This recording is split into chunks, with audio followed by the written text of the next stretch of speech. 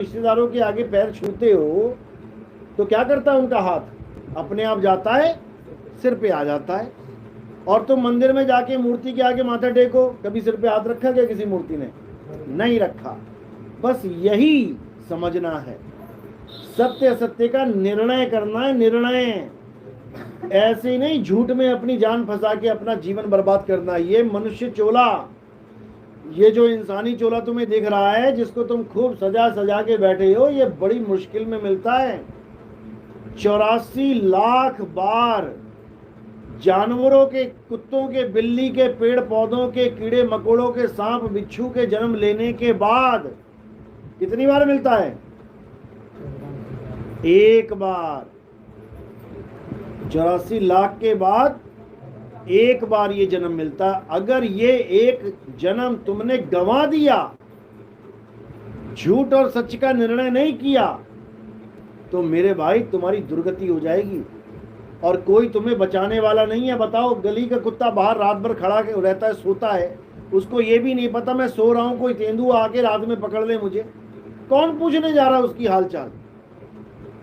वही कुत्ता अमीर आदमी जब था, बढ़िया मकान में रहता था, लिंक के ताले लगा लगा के सोता था, 4 पहरेदार रख के सोता था, और इंसानी जन्म बर्बाद कर लिया।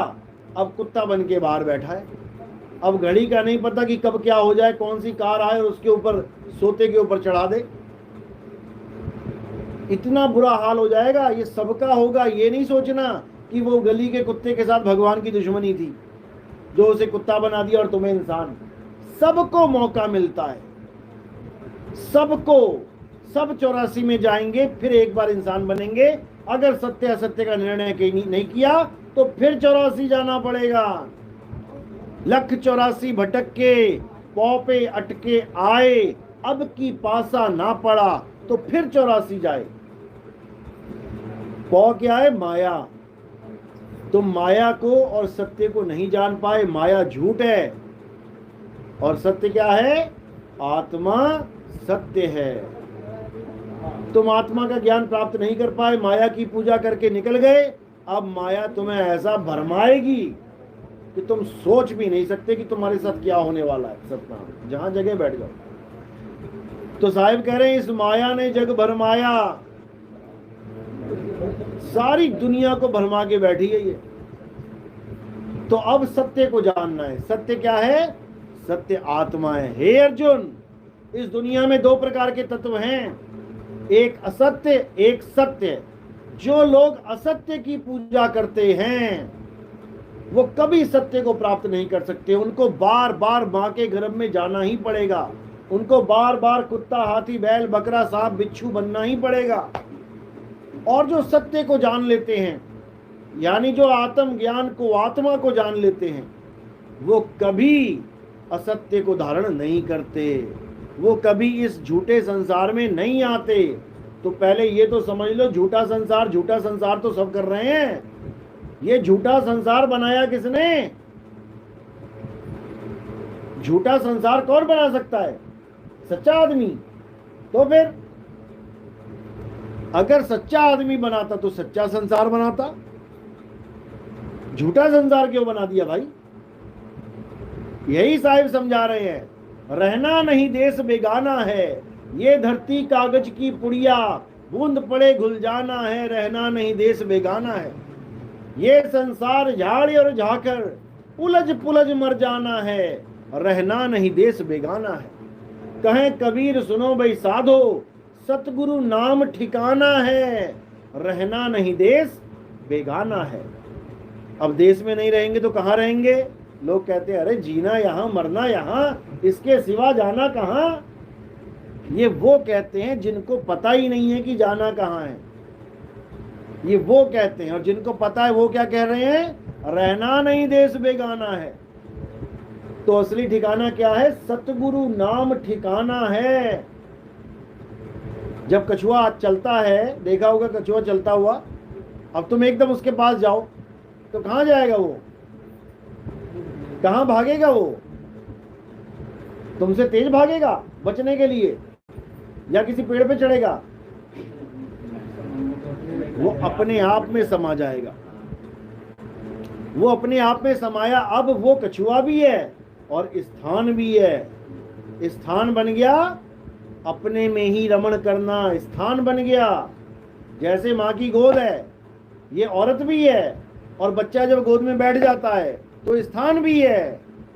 इसी प्रकार सतनाम परमात्मा भी है, सतनाम जगह भी है, सतनाम नाम भी है। इसको समझ लो। तो एक ही सत्य है, आत्मा ही सत्य है। जब हम जाते हैं मूर्तियों के सामने तो वहां पर मूर्ति में आत्मा नहीं होती, इसलिए वो असत्य है। अब मूर्ति की पूजा करोगे तो सारी उम्र असत्य की पूजा कर रहे हो। कृष्ण जी ने देवी देवताओं की पूजा करवाई थी कि छुड़वाई थी? करवाई थी कि छुड़वाई थी? हिंदू बोलेंगे करवाई थी, और सनातनी बोलेंगे छुड़वाई थी, क्योंकि हिंदू और सनातनी में फर्क है। हिंदू वो होते हैं जो देवी देवताओं की पूजा करते हैं, हिंदू समाज वो होता है जो देवी देवताओं की पूजा करता है। और सनातनी कौन होता है? जो आत्मा को जानता है। अध्याय 2 24वां श्लोक अच्छी तरह समझ लो। हे अर्जुन, ये आत्मा अजन्मा है, नित्य है, शाश्वत है। ये आत्मा ही सत्य सनातन है। जो इस आत्मा को जान लेता है वही सत्य सनातनी कहलाता है। ये पत्थर पूजनिया सनातनी नहीं है। साहिब कहते हैं पाथर पूजे हरि मिले तो मैं पूजूं पहाड़, और वासे ये चाकी भली जो पीस खाए संसार। साहिब कहते हैं अगर मूर्ति पूजा करने से भगवान मिलता है, पत्थर पूजने से भगवान मिल जाए, तो मैं पहाड़ पूजूं पहाड़, क्योंकि वो मूर्ति से कितना ही बड़ा है। अब कबीर साहब ने कहा इससे अच्छा पहाड़ पूज लो। किसी और ने भी कहा था कि पहाड़ पूज लो भैया, पहाड़ की परिक्रमा कर लो। किसने कहा था? कृष्ण जी ने।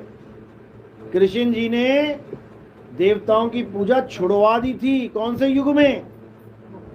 कौन से युग में आए थे वो? द्वापर युग में। द्वापर युग में कृष्ण जी ने सारे देवी देवताओं की पूजा बंद करवा दी। सब गोकुल धाम वासियों को कहा किसी ने आज के बाद पूजा नहीं करनी इनकी, ना कोई हवन यज्ञ करना है, ना कोई पूजा पाठ करना है, ना कोई इनका व्रत करना है। तो सबने देवी देवताओं की पूजा छोड़ दी। यानी अब वो हिंदू से क्या बन गए? सनातनी। अब उनको जो बीच बीच में थे बोले महाराज हमें तो आदत पड़ी हुई है करने की कुछ ना कुछ, अब हम क्या करें, फिर खाली हो गए। तो साहिब ने तब कृष्ण जी ने कहा कि जब तक तुम्हें वो ज्ञान नहीं समझ में आ जाता तुम पहाड़ पूज लो। तो कौन सा पहाड़ पूजा? गोवर्धन पर्वत पूजा। गोवर्धन पर्वत की पूजा करवाई, लेकिन इसका मतलब ये नहीं कि वो संसार को गोवर्धन पूजा का ज्ञान देने आए थे।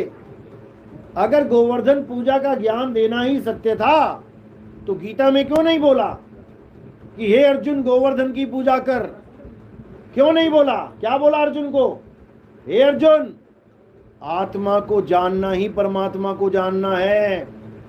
ये आत्मा को ना तो कोई शस्त्र काट सकता है, ना अग्नि जला सकती है, ना वायु सुखा सकती है, ना जल भिगो सकता है। इस आत्मा को कोई मार नहीं सकता। ये आत्मा ही सत्य सनातन है। हे अर्जुन, जो अपनी आत्मा में रमण करते हैं, अध्याय 3 17वां श्लोक, जो अपनी आत्मा में रमण करते हैं, जो अपनी आत्मा में तृप्त हैं, किसी और की आत्मा नहीं, हमारी आत्मा। क्या हुआ? लाओ, कोई बात नहीं, चल पड़ेगा।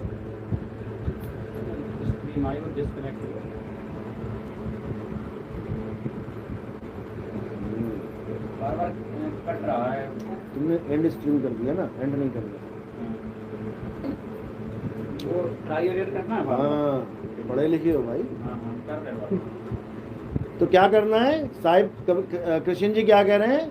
जो अपनी आत्मा में रमण करते हैं, जो अपनी आत्मा में तृप्त हैं, जो अपनी आत्मा में संतुष्ट हैं, वो कभी उनके ऊपर कोई धार्मिक कर्म कर्तव्य लागू नहीं होता।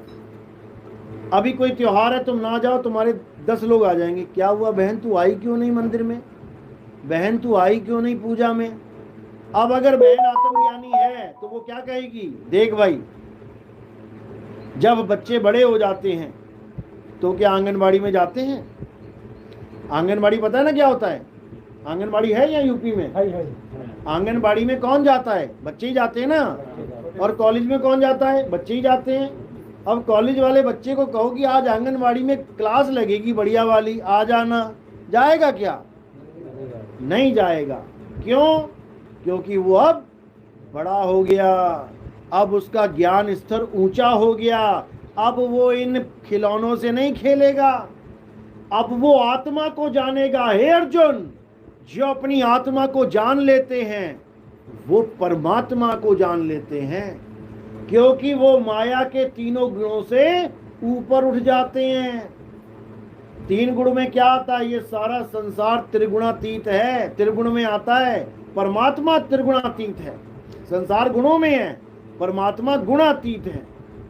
तो उसी को जानना है। और वो परमात्मा कहाँ है? वो किसी मूर्ति में नहीं है, वो परमात्मा तुम्हारी आत्मा में विराजमान है। तो साहिब क्या कह रहे हैं? कह रहे ज्यों तिल माही तेल है और ज्यों चकमक में आग, तेरा साईं तुझ में है, जाग सके तो जाग। कि तेरा साईं तुझ में है। अगर हिरण अपने आप को छोड़कर कस्तूरी को कहीं और ढूंढने लगे तो कितने दिनों में मिल जाएगी? कितने साल में? कितने युग में? कभी नहीं मिलेगी।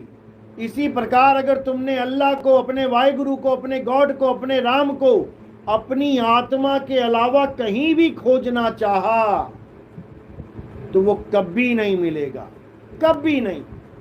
कस्तूरी कुंडल बसे और मर्ग ढूंढे वनमाही, ऐसे रमता राम है ये दुनिया जाने नाही। वो रमता राम है। रमता राम का मतलब होता है जो सब में रमण कर रहा है। उसी को बोला सब घट मेरा साइया, सुनी सेज न कोय, और बलिहारी वा घट की जिस घट प्रगट होए। इसको समझो, वो आत्म राम सब में रमण कर रहा है। किसमें आत्मा नहीं है? सबके पास आत्मा है। सब आत्मा लेके आए हो अपनी अपनी। घर तो नहीं छोड़ा है कोई? अच्छा, सब लाए हो, बहुत अच्छी बात है, शुक्र है घर नहीं छोड़ा है। अब तुम पर्स भी लाए हो, तुम मोबाइल भी लाए हो, कानों में झुमके भी पहन के आए हो, नाक में नथनी भी पहन के आए हो, हाथ में घड़ी भी पहन के आए हो। उन सब वस्तुओं को जो तुम लाए हो तुम्हें पूरा ज्ञान है। मोबाइल कैसा होता है, घड़ी कैसी होती है, बिंदी कैसी है, झुमके कैसे हैं, सब पता है। अब आत्मा भी लेके आए हो। अब आत्मा कैसी होती है सोचो जरा, सोचो। जब से तुम इस दुनिया में आए हो ये आत्मा तुम्हारे साथ है, तुम ही आत्मा हो। लेकिन तुम्हें यही नहीं पता वो आत्मा होती कैसी है। लंबी है, मोटी है, छोटी है, गर्म है, ठंडी है, लाल है, पीली है, काली है, गुलाबी है, निराकार है, निराकार है। ये सारा संसार